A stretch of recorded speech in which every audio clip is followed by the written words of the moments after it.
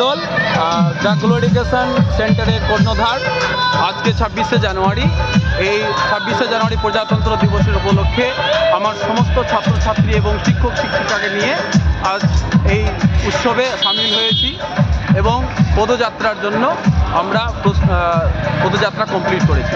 আপনার কোচিং সেন্টারের নাম কি? আমার কোচিং সেন্টারের নাম হচ্ছে the glow education centre. The glow education. হ্যাঁ। আপনি আজকে পদযাত্রা বা র্যালিটা কোথায় থেকে শুরু করেছিলেন? আজকে পদযাত্রা শুরু করেছি স্থানীয় সোনিয়া মোড়, যাকে সুভাষ কলোনি বলে, সুভাষ কলোনি থেকে ভুতনি ব্রিজ হয়ে মথুরাপুর স্ট্যান্ড পুরোটা ঘুরিয়েছি ছাত্রছাত্রী।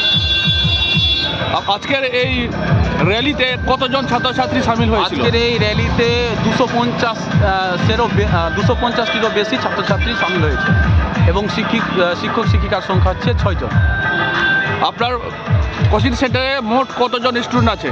আমার কোচিং সেন্টারের মোট ছাত্র সংখ্যা হচ্ছে 500 স্টুডেন্ট, প্রায় 500 জন। 500 জন ছাত্রছাত্রী আছে।